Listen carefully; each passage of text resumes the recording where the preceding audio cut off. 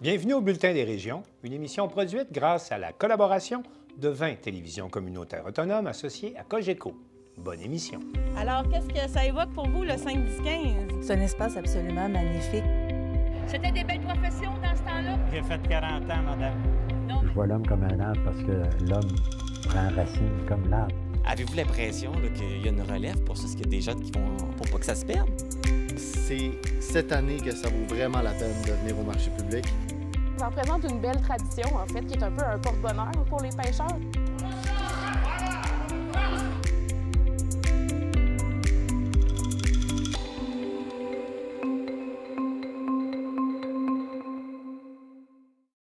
Encore une fois, cette semaine, on vous présente des reportages qui nous proviennent de partout au Québec. Au sommaire. À Montjoly, la municipalité rappelle à la population que la toilette n'est pas une poubelle. Avec l'implantation d'une tarification incitative, les citoyens de la Gaspésie devront mieux gérer leurs déchets afin de limiter la hausse de leur compte de taxes. Les représentants de Québec solidaire en tournée à Lavaltrie. À Bonaventure, l'artiste Mathieu Harton présente l'exposition Empreinte. À Berthierville, on peut admirer une copie de la Buick Riviera Rouge offerte en cadeau au légendaire Guy Lafleur, une automobile qui est mise à l'encan au profit de la Fondation du CHUM pour la recherche sur le cancer. Mais pour commencer cette édition, je vais rejoindre tout de suite Chantal Bédard de cesure.tv qui assistait au sommet sur l'information régionale qui s'est déroulé le 1er mars dernier à Jonquière. Chantal Bédard, bonjour. Bonjour, bonjour. Chantal, tout d'abord, quel était l'objectif de ce sommet et pourquoi il s'est déroulé à Jonquière? Oui, ben, en fait, l'événement s'est déroulé le 29 et 1er mars dernièrement et à Jonquière. Donc, c'était le sommet sur l'avenir de l'information régionale présenté par l'ATM, qui est l'École supérieure des arts et technologies des médias, et ainsi que la Fédération des communications et de la culture, la FNC et le CSN. Et c'était à Jonquière, au Saguenay-Lac-Saint-Jean. Donc, c'est vraiment parce que c'était dans une école où est-ce qu'on enseigne les métiers des communications, les métiers d'avenir dans le milieu des médias. C'était un endroit neutre qui était en région, donc qui était tout à fait approprié comme endroit.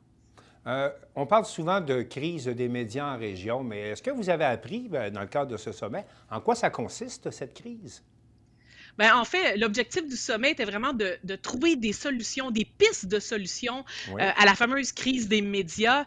Et bon, il y a tellement de choses à dire sur cette crise des médias régionaux. C'est pas si simple. Je vais essayer d'être brève, mais elle est bien réelle. Puis il faut pas l'ignorer. Et c'est ce qu'on a fait pendant 2 jours, pendant 24 heures, une centaine de chefs d'entreprises médiatiques, journalistes et rédacteurs en chef de différents médias, que ce soit radio, télévision, journaux, Internet.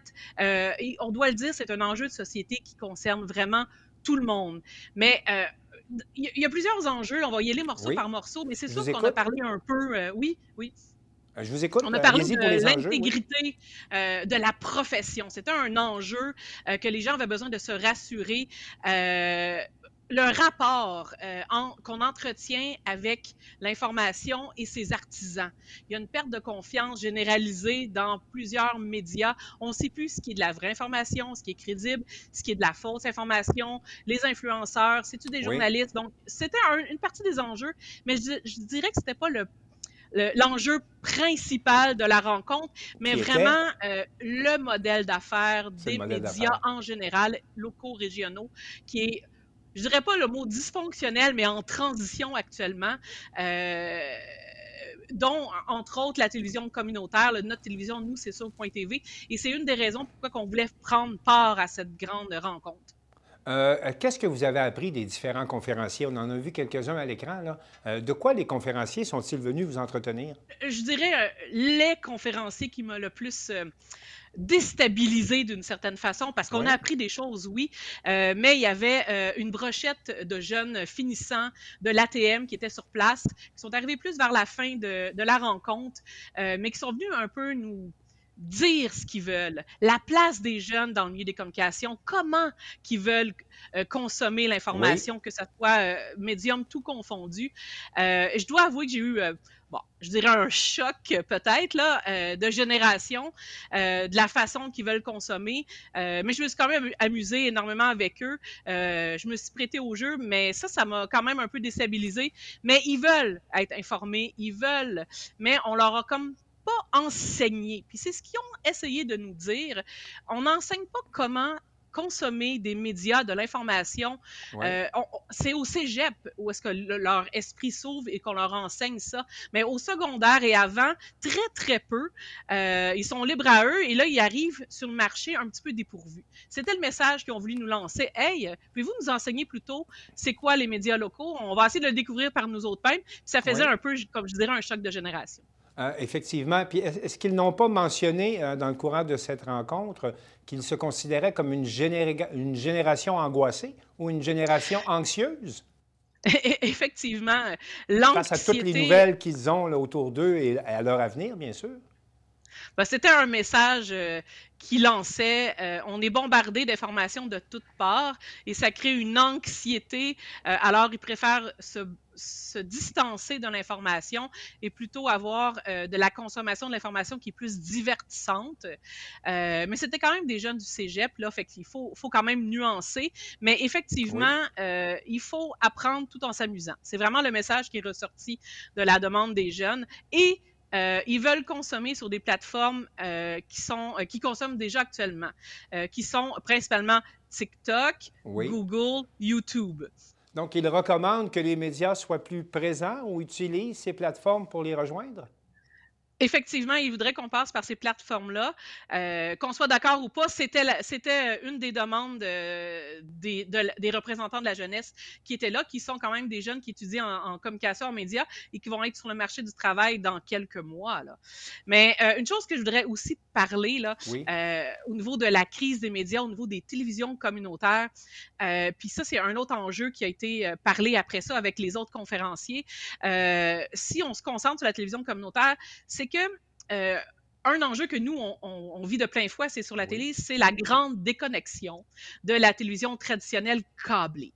Et cette grande déconnexion-là, nous, on le sent énormément. On en a déjà parlé dans le passé. Et c'est évident, là, la relève médiatique, là, les jeunes, eux, sont complètement déconnectés. Ils veulent non pas la télévision généraliste câblée, c'est effectivement ce qui a été encore une fois mentionné. Ils vont leurs parents la fin de semaine, mais c'est tout.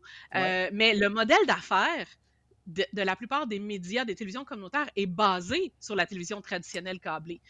Il y a Louise-Hélène Paquette, chercheure au HEC, qui principalement nous parlait de la dérive des plateformes de diffusion vers les plateformes américaines ou même chinoises ou autres, là, mais principalement américaines. C'est sûr que Google, Apple, YouTube qui appartient à Google, donc Bing avec Microsoft, sont les principales plateformes où est-ce que les gens s'informent maintenant partout au Canada puis au Québec. Et on parle de 90% de la population qui consomme sur ces plateformes là maintenant. Et c'est un des enjeux des médias locaux parce qu'ils n'ont pas nécessairement suivi cette tendance. Ils l'ont faite, mais la transition et le virage numérique n'est pas complété.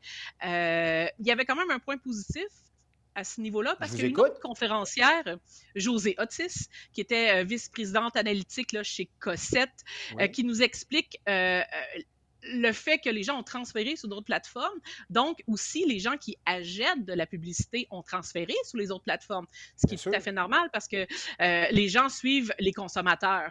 Donc, cette dérive vers les plateformes américaines a créé la dérive des plateformes publicitaires sur les marchés américains. Donc, le Canadien est un grand perdant. Les Canadiens, le Québec sont de grands perdants dans ce transfert de consommation. Parce qu'on ne s'y retrouve plus non plus, là, quand même. Ce qui arrive, c'est que on a des annonceurs d'ici. Oui, je vous écoute. Oui, les médias communautaires, bien sûr, ont fait des virages numériques, ont fait des transitions, se retrouvent ils ont leur site web, leur application numérique, chacun à leur niveau, mais ils se retrouvent perdus dans cette mer d'Internet et d'applications. Donc, ils se démarquent beaucoup moins et les gens ont de la misère à les trouver parce que ça n'arrive pas directement sur leur téléphone, tel quel, un pop-up, nouveau message, nouvelle information.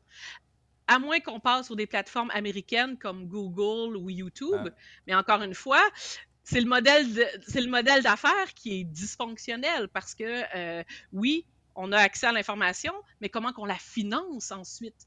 Donc, c'était un gros travail de réflexion à ce niveau-là. On comprend bien que les médias ne jouent pas à armes égales avec les grands du numérique, mais la ministre du Patrimoine canadien était là, Mme Pascale Saint-Onge, et elle a fait une annonce, je crois, pendant le sommet, parce qu'à travers toutes ces difficultés, il y a quand même eu un peu de soleil pendant ce sommet sur l'avenir des médias. Effectivement, la ministre du Patrimoine canadien, Pascale Saint-Onge, était de passage pour une belle annonce. On parle de l'initiative journalistique IGL qu'on appelle, qui existait déjà et qui ont annoncé le renouvellement pour 3 ans encore. On parle d'une somme de 58,8 millions de dollars. Dans les années passées, c'est 92 médias qui ont pu utiliser ce financement-là. Donc, c'est une bonne nouvelle pour le milieu communautaire qui est autant en télévision, radio et journaux. Mais il y a une chose que j'ai eu une entrevue avec elle par la suite et on a pu discuter d'un point qui m'a fait vraiment sourire et que j'ai beaucoup apprécié de sa part, c'est qu'elle disait que la richesse de l'information communautaire, son ancrage dépend de l'adhésion de la communauté. Puis ça crée des liens de proximité. Et ça, c'est unique et précieux. Et j'ai bien aimé ça parce que c'est ce qu'on appelle une image de marque. Et c'est un autre sujet qui a été discuté avec la conférencière, la conférencière de Cossette, qui disait que l'image de marque, c'est ce que tout le monde cherche, même les grands annonceurs. Donc, les médias communautaires, ont même des atouts pour se démarquer. Éventuellement. Ils ont tout pour se démarquer. Il faut juste qu'ils prennent le train pendant qu'il est en marche, puis qu'ils continuent ce travail-là d'ancrage avec la communauté qui est si unique. Maintenant, Chantal, la ministre était là. On sait que c'est son ministère, avec la loi C-18, qui a causé beaucoup de difficultés aux médias suite au blocage par les grands du numérique de l'information québécoise. Outre la poursuite d'un programme existant, est-ce que la ministre avait d'autres annonces pour venir en aide à une industrie qui a été mise à mal, notamment par les actions de son ministère? Bien, c'est sûr qu'elle a annoncé, c'était déjà annoncé précédemment, mais il y a une entente directement avec Google qui va faire des ententes avec des fédérations, des syndicats partout au Canada pour qu'il y ait une redevance, un montant d'argent qui soit redistribué dans les médias canadiens. J'ai quand même osé lui poser la question off of record, comme qu'on dit, pas à la caméra. Quel sera le prochain que le gouvernement canadien est en train de négocier? J'ai coupé la caméra, mais elle a quand même dit qu'il y avait des pourparlers très sérieux qui étaient en cours avec Bing. Donc, Bing, on sait, c'est Microsoft. Donc, ça ne sera pas Meta, ça ne sera pas Facebook, mais Microsoft devrait avoir des bonnes nouvelles à ce sujet-là au cours des prochains mois, selon la ministre. En terminant, Chantal Bédard, on se pose toujours la question quand on participe à ces congrès-là ou à ces colloques, qu'est-ce que vous en retirez? Qu'est-ce que vous avez appris de votre participation à ce colloque à Jonquière? En fin de compte, ce que je retiens de tout ça, c'est qu'il y a énormément de travail, mais une chose est sûre, c'est en réfléchissant, en travaillant collectivement, pas chacun dans son coin, chacun pour soi, mais c'est en mettant ensemble la force de réflexion qu'on va trouver des solutions. C'est ce qui en ressort et je crois que c'est la seule façon de s'en sortir. Puis on a eu la preuve au sommet parce qu'il y a quand même des belles choses, des belles idées et des belles inspirations qui ont été mises sur la table à ce moment-là. Au plaisir, donc, de travailler ensemble à nouveau, Chantal, et je vous remercie. Au plaisir. Merci beaucoup de l'invitation. Merci.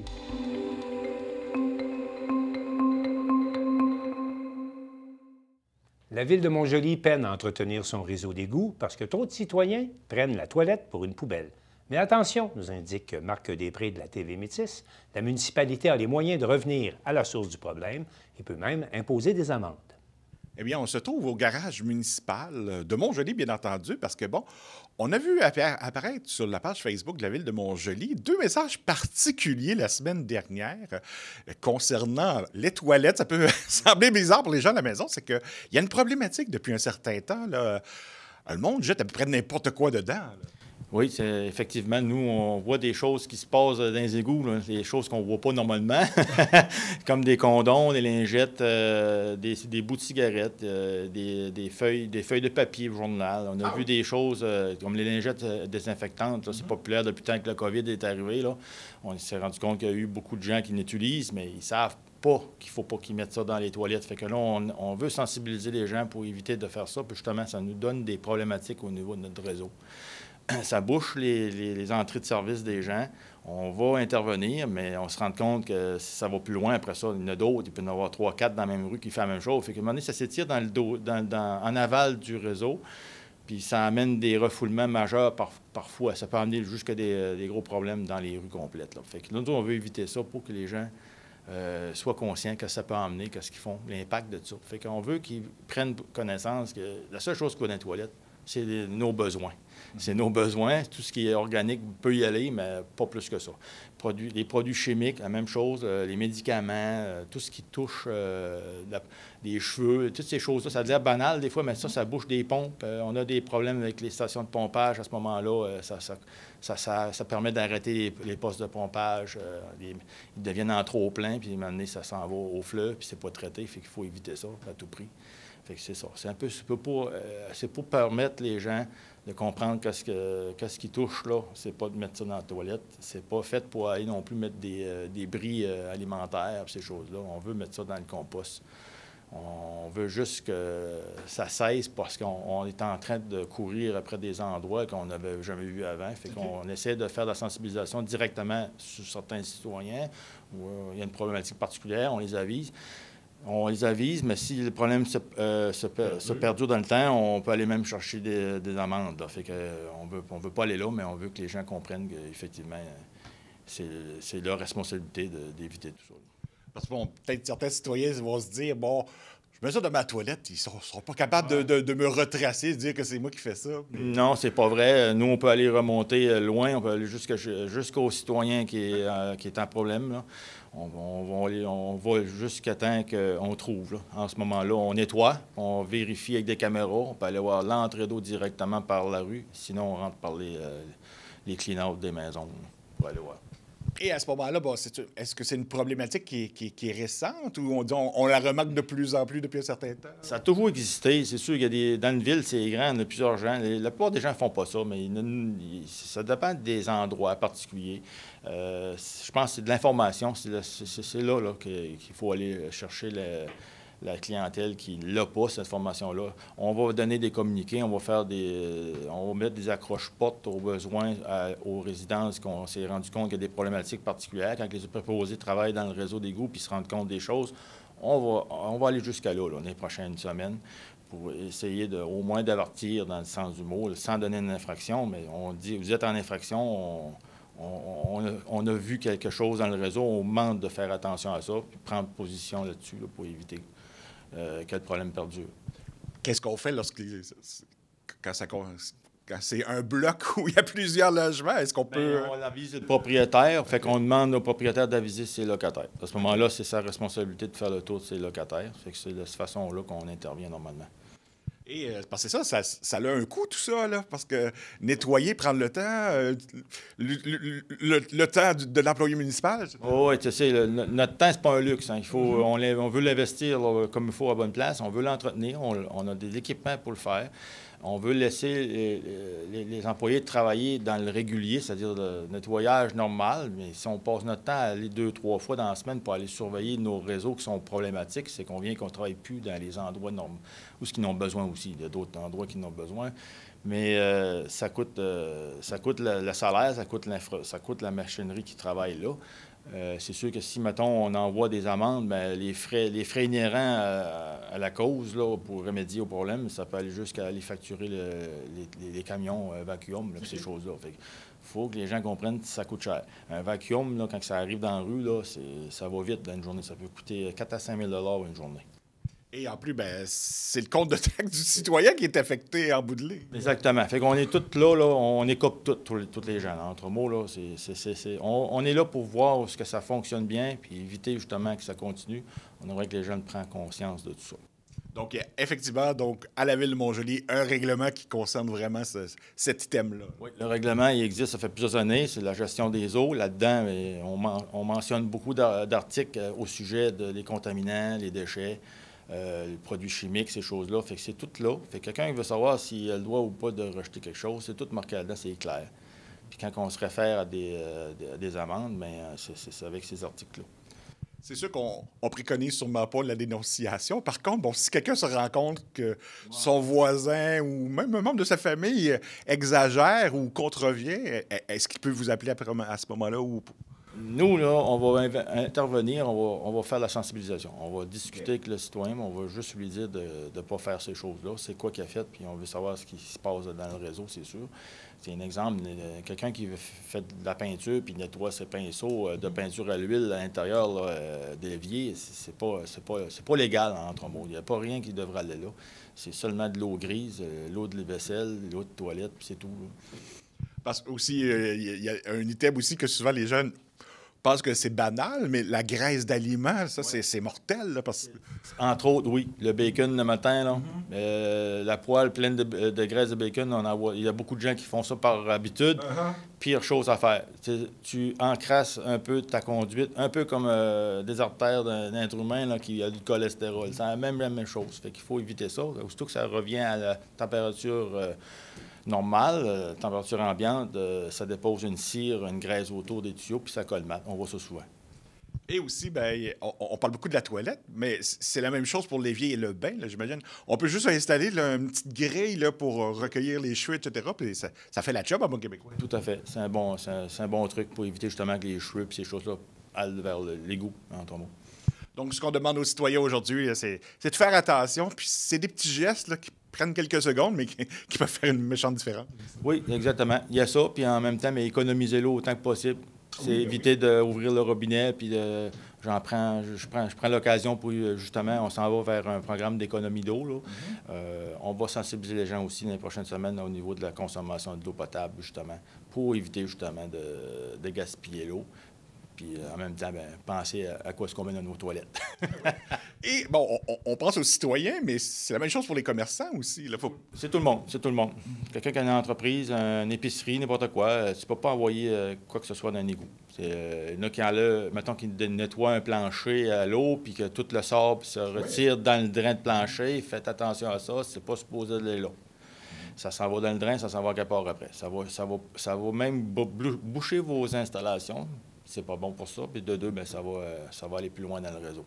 Donc, comme on dit, vaut mieux prévenir que guérir. Oui, c'est ça, tout à fait. Merci beaucoup. Merci beaucoup à vous, là.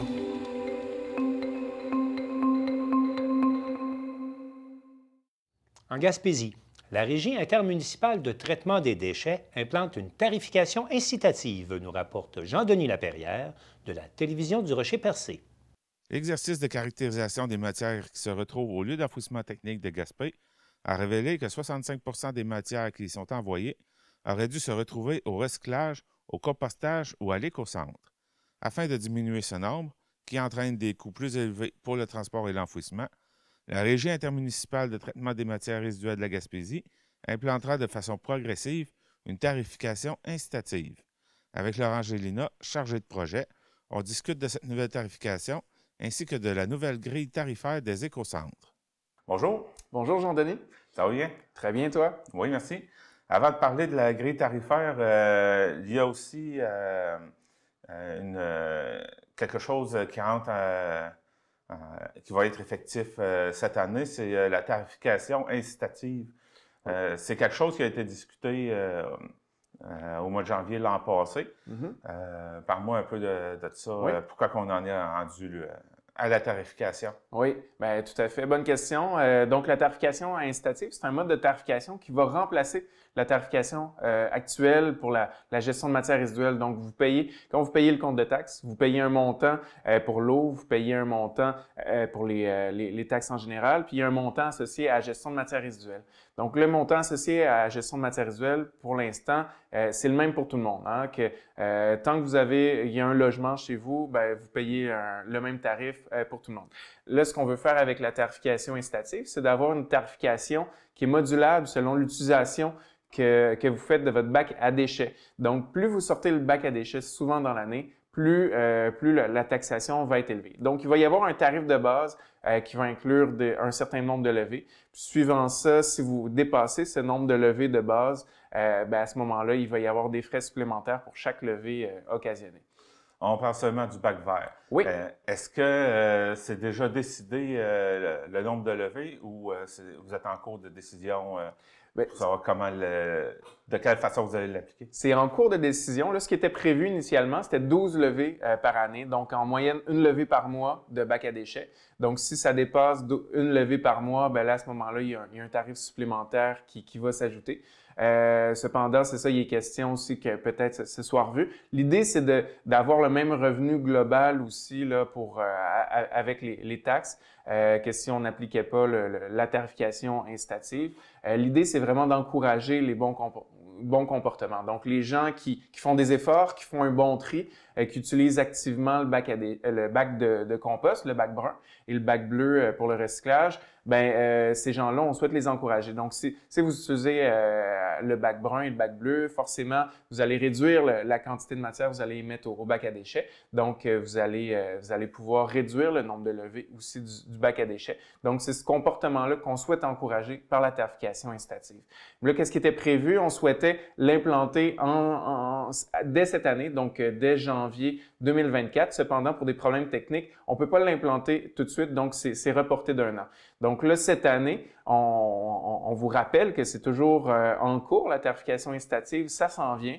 C'est ça, ça va être un mode de tarification qui va remplacer le mode actuel. Cependant, c'est ça, ça ne sera pas cette année comme prévu, mais ça va se faire l'an prochain. Donc, ce qu'on suggère aux citoyens pour l'année 2024, donc l'année en cours, c'est de faire attention, de faire le meilleur tri possible, de vous mettre au compostage si ce n'est pas déjà fait, d'utiliser activement, puis à l'année longue, le bac brun, puis d'utiliser le bac bleu aussi, là, ça va de soi.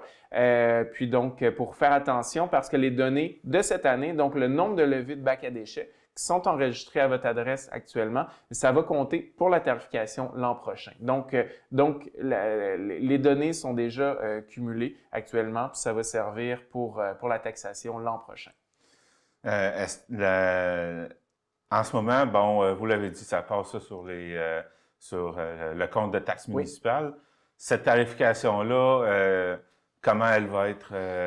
Ça devrait aussi passer par le compte de taxe. Donc, ça va remplacer le mode actuel. Donc, sur le compte de taxe, ultimement, ce que vous allez voir sur le compte de taxe, vous allez voir le tarif un petit peu détaillé, ventilé pour tous les services. Puis pour la gestion de matières résiduelles, au lieu d'être un montant fixe, ça va être ventilé. Il va y avoir le tarif de base, puis il va y avoir des frais en extra si applicable dans votre cas. Donc, si vous avez dépassé, disons, 12 levées de bac à déchets durant l'année, vous allez voir figurer sur votre compte de taxe un montant attribué à ça.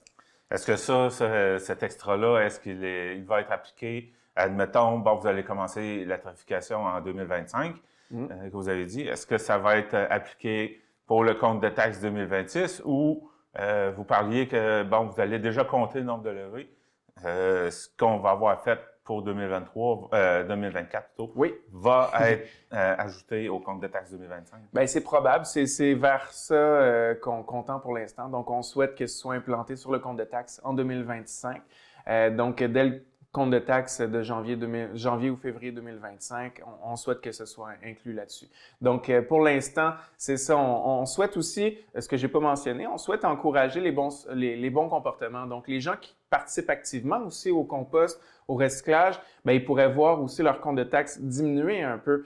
Donc, on cherche à encourager les bons comportements en offrant une petite économie sur le compte de taxe. On cherche aussi à pénaliser ceux qui font pas d'efforts, qui compostent pas, qui recyclent pas, qui ont 2 bacs à déchets. C'est ces gens-là qu'on veut punir d'une certaine manière. Donc, on souhaite encourager d'un côté les gens qui ont des bons comportements, puis de l'autre côté, essayer de punir par la taxation ceux qui font pas l'utilisation du bac brun, par exemple. Donc, si on s'en tient à 12 levées du bac vert par année et qu'en plus on composte beaucoup, on va être récompensé. Oui, exactement. Donc, il faut voir le bon côté des choses. Donc, si on adopte les bons comportements, si on fait un bon tri à la maison, nécessairement, notre geste va être récompensé au bout de la ligne. c'est le temps de passer.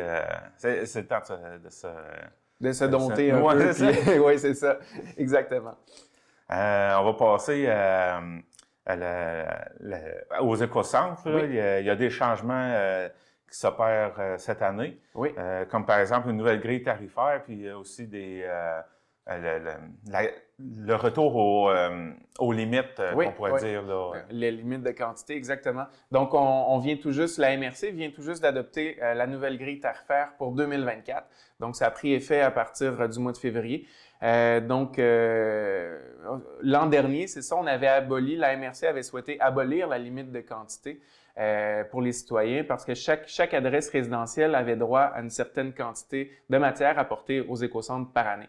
Cependant, c'est ça, l'an dernier, la MRC avait souhaité abolir cette limite-là, donc de rendre accessible en tout temps pour toute matière aux citoyens. Mais là, on a vu que ça avait coûté beaucoup plus cher et puis qu'il y avait eu exagération aussi. Il y a des citoyens qui ont démoli des garages complets, qui ont démoli même des annexes à la maison, qui ont apporté ça à l'écocentre. Donc, ça a fait beaucoup de matières qui ont dû être gérées. Ça a coûté très cher aussi. Donc là, les élus ont décidé de revenir à comme c'était avant. Donc, ça l'a déjà été. On revient à la limite comme on avait en 2021, 2020, 2019. Donc, la limite du 150 pieds cubes. Donc, chaque citoyen, chaque adresse résidentielle a droit à 150 pieds cubes de matière apportée à l'écocentre. Là, les matières, ça inclut seulement les matières qui ont des frais rattachés, comme tout ce qui est résidus de construction, comme le bois, le bardeau d'asphalte, le J-Proc, les résidus non valorisables aussi qui sont acheminés au conteneur à déchets. Toutes ces matières-là sont incluses dans 150 pieds cubes. Mais ce qu'on souhaite aussi que les gens comprennent, c'est qu'il y a plein de matières qui sont acceptées gratuitement en tout temps à l'écocentre, sans limite de quantité. Si vous avez, par exemple, des divans, des encombrants, laveuses, frigo, toutes ces matières-là, de la peinture, des néons, toutes ces matières-là sont acceptées sans frais en tout temps à l'écocentre. Donc, ça rentre même pas dans le 150 pieds cubes. Donc, les gens ont quand même beaucoup de matières qu'ils peuvent accepter, qu'ils peuvent apporter sans frais à l'écocentre. Donc, ce qui est le 150 pieds cubes, c'est vraiment seulement les matières de construction. Oui, exactement. Matières de construction puis les résidus non valorisables. Mais c'est ça, tout ce qui est toutes les matières auxquelles on peut qui sont recyclées, qui sont valorisées, c'est en dehors finalement de ce qui est chargé. Donc il y a plusieurs matières qui sont sans frais. C'est pour ça qu'on s'étonne toujours aussi de voir, hein, je pense qu'on a déjà tous vu ça, des dépôts sauvages. Dépôts sauvages, il y en a toujours eu, hein, tout le monde a déjà vu un vieux frigo ou une vieux contenant, vieux bidon de peinture dans le bois. Donc, toutes ces matières-là, les matelas, les frigos, toutes ces matières-là sont acceptées sans frais, sans limite de quantité à l'écocentre. Donc, il n'y a pas de justification à faire des dépôts sauvages. Donc, ces matières-là peuvent être apportées sans frais, sans limite de quantité à l'écocentre. Ça fait le tour pour la tarification incitative et l'écocentre. Laurent Gélinas, merci beaucoup pour votre passage en studio. Bien, merci à vous pour l'accueil.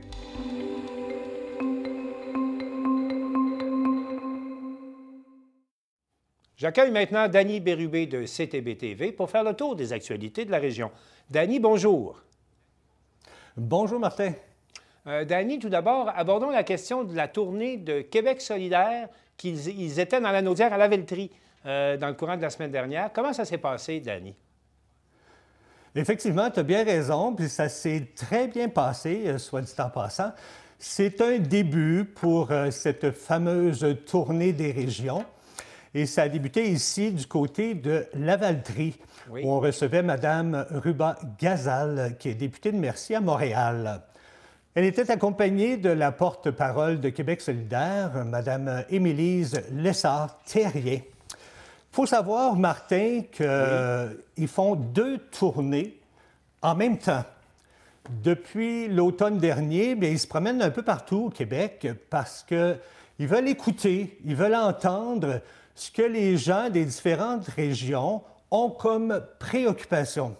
Alors, étant donné qu'on se promène et qu'on veut écouter ce que les gens ont à dire, autant au niveau de l'agriculture, l'environnement, le coût de la vie, les gens du milieu des affaires, la culture, on va même jusqu'aux maires et aux mairesses. Et on va jusqu'à leur demander ce qu'ils n'aiment pas à propos de Québec solidaire. comment ils peuvent s'améliorer. Tous les députés mettent la main à pâte dans cette tournée partout au Québec. Bien sûr, on le sait, c'est pour se préparer pour les prochaines campagnes électorales. La deuxième tournée, qui se fait en même temps, eh bien, c'est la campagne du Nouveau-Québec. On veut parler du projet de l'indépendance. Madame Émilise Lessard-Thériet a demandé à chacun des députés d'être porte-parole d'une ou deux régions. Dans le cas de Mme Gazal, eh bien, elle est porte-parole pour la Mauricie et le lac Saint-Jean. Pour la Naudière, c'est M. Étienne Grandmont, qui est député de Tachereau à Québec et qui va éventuellement venir faire un petit tour ici dans cette belle région. Pourquoi c'était Mme Gazal le 2 mars dernier? Bien, c'est parce qu'elle nous a dit que c'était la seule qui était disponible pour l'ouverture de cette tournée ici dans la région. Ce qui est intéressant, c'est que lors de cette soirée-là, eh bien, l'ouverture a été faite par nul autre que Amir Kadir. Qui a été un des premiers co-chefs, là. Oui. Oui, effectivement. Amir Kadir, hein? On s'en souvient, il était député de Mercier, justement. Bon, bien lui, il travaille ici à l'hôpital Le Gardeur, dans la Naudière. Et donc, c'est pour ça qu'il se sent un petit peu concerné concernant cette tournée ici dans la région. Bon, naturellement, lors de la soirée, on a parlé de l'indépendance et aussi d'un nouveau site Internet qui s'appelle nouveauquebec.info. Ça nous renseigne, ça, au sujet de l'indépendance et ça nous explique tout ce qu'on doit savoir sur l'indépendance et pourquoi on veut cette indépendance-là au Québec. Danny, vous me permettrez de vous interrompre là-dessus? Danny, vous me permettrez de vous interrompre? Oui. Est-ce que c'est pas un peu nouveau que Québec solidaire mette de l'avant comme ça la souveraineté du Québec? On les savait souverainistes, mais là, on dirait qu'on pousse ça en avant du programme là, avec un nouveau site comme celui-là. Écoute, Martin, je ne peux pas m'avancer, là, mais je trouve ça un petit peu particulier, moi aussi. Mais on nous dit que c'est là depuis le début de Québec solidaire. Je ne pourrais pas répondre exactement à ça, mais moi aussi, je suis comme toi, je trouve ça un petit peu bizarre que ça revienne comme ça au top de la liste. Mais Danny, vous avez eu l'occasion quand même de leur poser des questions là-dessus. Là. Je vous écoute. Oui, effectivement, j'ai posé certaines questions à Mme Gazal parce que j'ai eu le plaisir de l'avoir en entrevue via l'Internet. Et je lui ai demandé comme ça, j'ai dit, pourquoi que les jeunes, parce que ce qu'ils essayent de faire, c'est d'aller chercher les jeunes, hein? Parce que, bon, il y a déjà beaucoup de partisans pour indépendantistes, mais on essaie d'aller chercher les jeunes parce que les jeunes, en 1995, n'étaient pas là. Alors, j'ai dit, pourquoi que les jeunes, et autant les plus vieux, qu'on voterait plus pour Québec solidaire que de voter pour le Parti québécois, qui, eux aussi, prônent l'indépendance. Alors, elle m'a répondu que, bon, ils n'essayaient pas d'aller chercher déjà les gens qui sont indépendantistes. Ça, ils sont déjà là. Puis, en ce moment, le pourcentage d'indépendantistes au Québec est de 34 %. Alors, ce qu'on veut, c'est aller chercher les jeunes de plus pour augmenter, justement, le nombre d'indépendantistes au Québec. C'est peut-être pas fou comme idée. Par la suite, je lui ai posé une question assez délicate. Une question qui peut être vue par certains comme déplacée ou encore insultante pour certaines personnes, mais sachez que je n'avais pas cette arrière-pensée quand je lui ai posé cette question-là. Elle était assez gentille pour me répondre en plus. Alors, écoute, la question était sur? Bien, sur ce qui s'est passé en 1995. Hein, tu te souviendras, lors de ce deuxième référendum, le Québec a passé à un cheveu de remporter l'indépendance. Oui. Je te parle des chiffres, là. Il y avait 50,58 pour le non et 49,42 pour le oui. Absolument. Il y avait seulement que 5 000 votes de différence. Fait que donc, on a passé très, très près de l'indépendance. Mais à cette époque-là, et c'est là que j'en viens que c'est un peu délicat, il y avait des oui-dire à l'époque que si le Québec n'avait pas gagné son référendum, c'était causé par les immigrants. Je t'explique. Parce que vous nous ramenez à la fameuse déclaration de Jacques Parizeau, là, le soir de la défaite référendaire. Oui. Effectivement. Et c'est vrai que c'est délicat, Dany. C'est vrai, mais je vous écoute. C'est très, très délicat. Oui. Et moi, je fais juste rapporter les faits ici. Là. Oui, on vous écoute. Je rappelle aux gens que quand on est immigrant, après 3 ans dans un pays, ici au Canada, on peut demander la citoyenneté canadienne. Et s'ils ont la citoyenneté canadienne, ils sont inscrits automatiquement sur la liste électorale. Donc, les gens peuvent voter. On comprend très bien qu'après 3 ans seulement, nos racines dans notre nouveau pays ne sont pas très, très profondes. On ne connaît pas toute l'histoire du pays puis l'historique de ce qui s'est passé. Même pour nous, des fois, ça prend une vie entière pour comprendre le principe.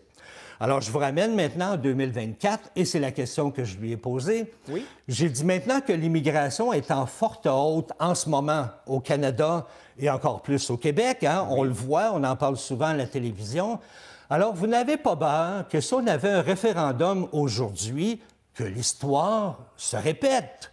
J'ai posé la question et on écoute ce qu'elle nous a répondu. Bien, c'est exactement pour ça, à Québec solidaire, aujourd'hui, on est en 2024, il n'y a pas de référendum demain, les élections sont encore dans 2 ans et demi. Donc, c'est exactement pour ça qu'on a pris notre bâton du pèlerin et qu'on veut parler de l'indépendance du Québec. En 1995, ce qui s'est passé, c'est que quelques mois, en fait, même pas un an avant octobre 95, l'appui à l'indépendance était très, très, très bas. Je veux dire, était vraiment loin du presque 50 % qui a été atteint le jour du vote du référendum. Et après, ce qu'il y a eu, il y a eu un document qui a été, je pense que c'est le livre blanc qui a été distribué dans toutes les chaumières. Et après ça, Jacques Parizeau, il a convié la population à une sorte d'assemblée ou je me rappelle pas comment ils ont appelé ça, mais une sorte de commission itinérante pour que les gens envoient des mémoires ou disent quel Québec pays ils veulent, etc. Puis ça, il y a eu beaucoup plus de mémoires, beaucoup plus de participation, des milliers et des milliers de personnes qui ont participé à cette assemblée-là itinérante. Puis même Jacques Parizeau, puis les gens qui ont fait ça étaient étonnés. Puis ces discussions-là, ces débats-là, ces questionnements-là, cette soif de participer à ce projet de pays du peuple, hein, ça appartient pas à un parti politique, l'indépendance d'un peuple partout à travers la planète, c'est pas un parti, c'est la question d'une nation, d'un peuple. Et à ce moment-là, on a vu l'appui augmenter parce que la population a pu participer. Mais ça a duré une courte période de temps. Imaginez si ça avait été beaucoup plus longtemps, si ce bâton du pèlerin a été pris bien avant. Donc, c'est ça qu'on est en train de faire aujourd'hui. Dany, un dernier commentaire là-dessus? Oui, comme on a pu l'entendre dans l'extrait, eh bien, c'est ce que le Parti Québec solidaire est en train de faire présentement. C'est de mettre la table, de préparer les gens à une indépendance au Québec. Et selon Mme Gazal, bien, plus on en parlera, plus il y aura d'adeptes au séparatisme. Merci pour cette première nouvelle, Dany. On va tout de suite enchaîner avec une deuxième nouvelle. Il y a quelque chose de vraiment innovateur de ce côté-là. Il y a une entreprise qui lance un nouveau projet, une entreprise dans le domaine de l'horticulture qui lance un nouveau projet et qui cherche des participants. Je vous écoute. Cette entreprise-là, qui se nomme les Jardins de l'Écoumène, est en fonction depuis 24 ans, ici à Saint-Damien, tout près de Saint-Gabriel. C'est une entreprise qui fait la production de semences biologiques pour les jardiniers. Oui. Elle est très, très connue et appréciée des gens de partout au Québec. Parce qu'en plus de pouvoir, on peut se rendre sur place, devrais-je dire, pour acheter ses semences et aussi son terreau, parce qu'on vend aussi du terreau depuis quelques années, bien, on peut également passer sa commande par Internet. C'est une entreprise qui a 12 000 pieds carrés. C'est une immense entreprise. En plus des jardins, ils ont des nombreux bâtiments, des serres et tout ce que vous avez besoin pour jardiner. Alors, après 24 ans d'existence, ils ont décidé d'innover en démarrant un nouveau projet. Ils sont donc à la recherche de 15 personnes pour participer à un projet d'accompagnement. De quoi s'agit-il exactement? Je vais tout vous conter ça, mon cher Martin, ça s'en vient, parce que moi aussi, j'étais comme vous, j'avais aucune idée de ce qu'était ce fameux projet d'accompagnement. Donc, je suis allé rencontrer M. Jean-François Lévesque, qui est cofondateur des Jardins de l'Écoumène, pour me donner un peu plus d'explications sur ce fameux projet. Bien, écoute, Martin, premièrement, les gens ont jusqu'au 22 mars pour s'inscrire. Naturellement, il est peut-être préférable d'habiter dans la région de la Naudière, à moins que vous n'ayez pas peur de voyager, parce que vous devrez vous rendre au moins 2 fois à Saint-Damien pour des rencontres de groupe.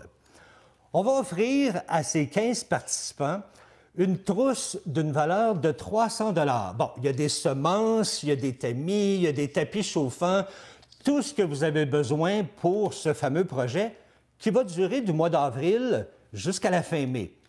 Les gens sont chez eux, dans leur jardin, et vont faire pousser leurs semences chez eux. Oui. Ils seront accompagnés tout au long du projet par des experts en agronomie. On comprend que, bon, ça va se faire par Internet, là. Oui, oui. Alors, si jamais les gens ont des problèmes, des questions ou autres, eh bien, les experts seront là pour les aider. Ce qu'on demande aux gens en retour, c'est de tenir un journal via une application Internet sur comment ça se passe. Transmettre leur expérience au fil des semaines. Qu'elle soit facile ou difficile, qu'ils rencontrent des problèmes, peu importe, on veut tout savoir. Fait que vous comprendrez bien sûr qu'il y a une raison derrière ce projet-là. Là. L'entreprise, ce qu'elle veut, c'est comprendre et cerner vraiment ce dont les jardiniers ont besoin. Donc, on veut leur offrir un meilleur service, des meilleurs produits à nos clients. Et c'est grâce à ces informations-là qu'ils vont recueillir qu'ils vont pouvoir arriver à leur fin. Je trouve que c'est un projet qui est très intéressant, autant pour les jardiniers que pour les experts, et aussi pour cette entreprise-là. Alors, sachez, je dois vous le dire en passant, là, qu'on ne fait pas juste du jardinage là, dans ce projet-là. Là. On s'amuse aussi. Là. Oui. Parce que les gens vont avoir droit à des... Oui, qu'est-ce qu'il y a comme activité? Ils vont se rencontrer. Danny? Oui, OK. Je vous écoute. Premièrement, Martin, ils vont se rencontrer. OK. Soit par des 5 à 7 virtuels. Fait qu'on prend un petit verre, puis on jase de ce qui s'est passé durant la semaine. Il va y avoir au moins 2 visites au jardin de l'Écoumène par les participants. Oui. Et aussi, les experts vont se déplacer et vont aller visiter les jardins de ces participants-là. Ça va être très, très, très intéressant. Alors, si jamais il y a des jardiniers parmi vous, que vous soyez débutants, intermédiaires ou expérimentés, parce que même les expérimentés vont sûrement apprendre quelque chose. Alors, si ça vous intéresse, vous pouvez vous inscrire à partir de leur site Internet qui est écoumène.com. Et je vous rappelle que vous avez jusqu'au 22 mars pour participer. Et moi, de mon côté, Danny Bérubé de CTB-TV, je vous remercie pour cette tournée des sujets d'actualité chez vous et je vous dis au plaisir. Merci. Bye-bye. Bye-bye.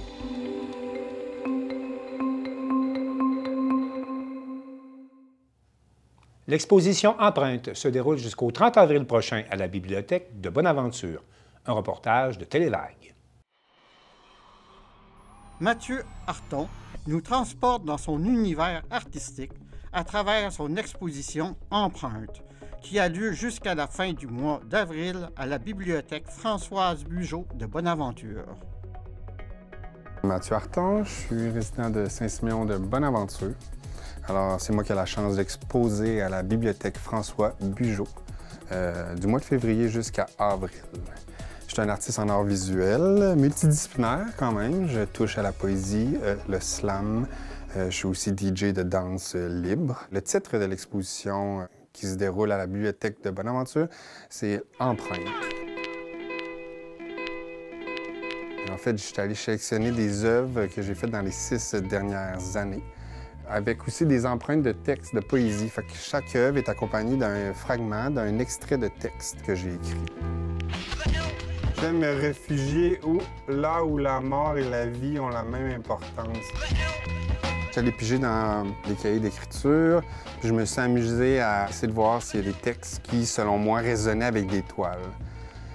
C'est sûr que le but, c'est pas de chercher une signification là, absolue entre le texte et la toile. C'est juste une façon d'accompagner peut-être l'expérience quand on se trouve devant la toile. Voilà, j'utilise principalement l'acrylique, j'utilise peu de pinceaux. J'aime m'amuser avec les cadres, avec les rondins de bois, le cadrage d'écorce de bouleau. Pourquoi empreinte? Au début, j'avais lancé ce nom-là sans trop savoir où je m'en allais avec ça, mais tranquillement, de fil en aiguille, ça a fait du sens. Je suis toujours confronté avec une relation d'amour-haine, dans le sens que ça me confronte beaucoup dans ma bête, dans mes démons, de, tu sais, regardez-moi, et ainsi de suite.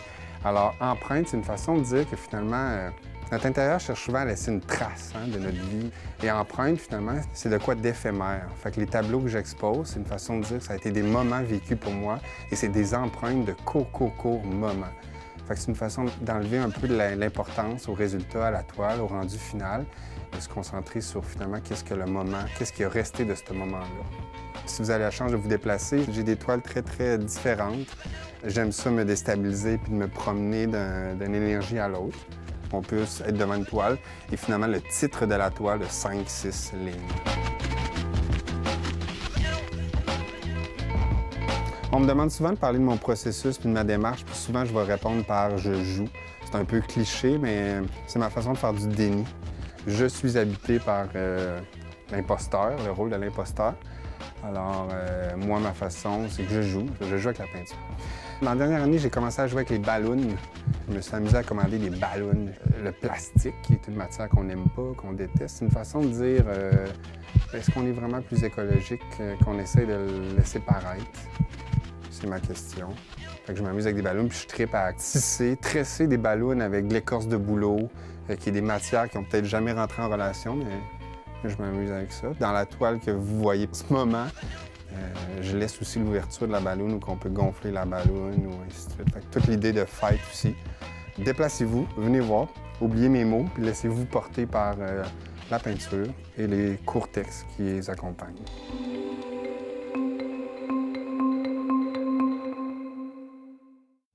Daniel Yvon de CTRB s'est rendu chez le concessionnaire Buick de Berthierville, là où est exposée la Buick Riviera Rouge, qui avait été offerte en cadeau au légendaire Guy Lafleur et qui fait l'objet d'un tirage au profit de la Fondation du CHUM pour la recherche sur le cancer. Bonjour, M. Grenon, comment allez-vous? Bonjour, ça va très bien, merci. Vous êtes en train de réfléchir dans votre auto si Guy sera à côté de vous en train de conduire? Exactement. On est avec une auto spéciale. Oui. Vous avez caressé un rêve, on pourrait dire, de reconstruire une auto que Guy Lafleur avait eue en cadeau. En 1971. C'est en l'honneur de quoi? Mais disons qu'il avait déjà signé avec les Canadiens de Montréal. Oui. Et donc, il jouait ses dernières parties avec les Remparts. Je crois que c'est la dernière partie de la Coupe du Président. OK. Et avant la partie, on dit au micro, bon, ben, ce soir, c'est une soirée spéciale en l'honneur de M. Lafleur, qui va nous quitter bientôt. Donc, on lui remet un petit cadeau. C'était un beau cadeau, ce genre de véhicule-là. Ben oui, même à cette période-là, c'était quelque chose. Ben, c'était une des voitures les plus dispendieuses dans le GM. C'était vraiment la voiture la plus unique dans le GM avec la Corvette. Et ils ont ouvert, quand elle était présentée au public et à Guy, ils ont ouvert les portes où la Zamboni rentre et ils ont sorti la voiture, l'ont emmenée sur la glace, puis ils ont donné la voiture en cadeau avec la plaque qu'il avait fait faire, avec son numéro de chandail. C'est spécial qu'il avait réussi à faire ça, parce qu'à l'époque, des plaques personnalisées, Ça n'existait pas beaucoup. Il n'y en avait pas, non. Il y avait beaucoup d'impact. Cette auto-là, c'est une réplique parce que l'auto originale n'existe plus. C'est ça qu'on comprend. Non, c'est ça. Mais il avait retrouvé ce modèle-là, c'est quand même une recherche. Là. On ne trouve pas ça à tous les coins de rue, ce véhicule-là. Disons qu'ici, au Québec, c'est très rare. Oui. C'est un modèle qui est très rare. Et la plupart ont été travaillés au niveau de la carrosserie parce que ça roulait à vue d'œil dans ces années-là. Et l'idéal, c'est de s'en procurer une aux États-Unis. OK. On en a pris, en fin de compte, 4 voitures pour réaliser celle-là. Quand j'ai commencé à réaliser ce projet-là, je devais reproduire la voiture des Good Girls, qui était un groupe de musique rock des années 70. J'étais parti pour le faire, puis tout d'un coup, j'ai appris que Guy Lafleur avait eu cette voiture-là, de cette couleur-là et tout ça. J'ai dit, on va oublier le projet des Good Girls, puis on va reproduire la voiture de Guy. Et c'est comme ça que le projet s'est entamé. Et par la suite, disons que je voulais seulement présenter la voiture dans des expositions, faire un hommage à Guy Lafleur. Des shows d'auto. C'est ça. Oui, les cafés rencontres, les expositions de voitures de collection, les week-ends. Et en cours de route, j'ai perdu ma petite sœur d'un cancer. Ah bon. Et tout ça a fait que un matin, je me suis levé et j'ai dit, tiens, je vais offrir la voiture au fond de l'affaire pour ramasser des sous pour la recherche. Donc, présentement, il y a 2000 billets, c'est bien ça, je ne me trompe pas, C'est ça. qui sont en vente au coût de 150 $ du billet. C'est ça. Ça va être tiré au mois de mai, hein, c'est bien ça? Le 5 mai au Colisée à Québec. Comment ça fonctionne? Tous les profits de cette vente-là vont à la Fondation? Oui, c'est ça. Les profits vont à la Fondation. C'est certain qu'on a eu beaucoup de dépenses en cours de route, la publicité et tout ça. Il y a un bon montant qui va pour la recherche à la Fondation. Je suis en compagnie d'Isabelle Soucy, c'est bien ça? Exact. Responsable des communications pour Payé Automobile. Vous avez une belle auto ici. Qu'est-ce qu'il y en est, on ne va pas dire le lien, le fait qu'on ait l'auto ici à Berthierville? On sait qu'on a un lien avec la Berthierville. Beaucoup de choses, mais c'était quoi l'objectif de l'amener ici à Berthierville? Premièrement, comme vous avez pu le constater, si vous circulez dans la concession, on est amoureux des voitures, puis il y a déjà quelques belles pièces qui sont exposées. Vous avez parlé de Guy Lafleur, évidemment, il a été très présent dans la communauté du temps où il était restaurateur, puis on sent vraiment l'attachement beaucoup des gens. Ça a été un homme qui est important. Puis, petite anecdote, c'est arrivé à l'occasion qu'il vienne laver sa voiture dans le garage les fins de semaine. Ben oui, Donc, c'est sûr que nous aussi, là, chez Payé, on avait un attachement pour M. Lafleur. Puis, je vous dirais également que notre entreprise a joué d'une belle notoriété, d'une très bonne visibilité aussi. Puis, on aime se servir aussi de toute cette tribune-là pour pouvoir mettre de l'avant des causes. On aime s'impliquer, on aime être près des gens. Donc, on voulait pouvoir se servir un petit peu de notre notoriété aussi pour mettre de l'avant la cause de la recherche sur le cancer. Est-ce que vous vendez des billets ici pour le tirage ou En faut fait, vraiment aller sur le site Internet? Le site, mais je vous dirais que tous nos employés sont un peu au courant de comment ça se passe, surtout nos réceptionnistes aussi. Donc, ne vous gênez pas si vous venez à la réception. Là, elles vont vous donner la bonne information, vous diriger directement sur le site en ligne. Puis, nous, on essaie de faire la promotion le plus possible aussi, mais c'est ouvert à tout le monde. Là. Client, pas client, là, si vous désirez. Venez voir l'auto. Venez voir l'auto, ça me fait plaisir. Votre don, puis absolument, de vous recevoir en concession. C'est une très belle initiative. Félicitations. Absolument. On est très fiers et on est très choyés. C'est quoi vos heures? C'est quand que les gens peuvent avoir la chance Pour de être certain de pouvoir être accueillis par une réceptionniste, par servir un bon café aussi, c'est de 9h jusqu'à 7h en semaine et le vendredi, on ferme à 5h, un peu plus tôt. Et donc, vous invitez les gens à venir prendre une pause café, il commence à faire beau. Tout à fait. Les faire venir voir ici, puis venir voir l'auto. Oui, tout le monde ici est très sympathique, comme vous pouvez le constater. Pas de problème, mais je te remercie, Isabelle. Plaisir.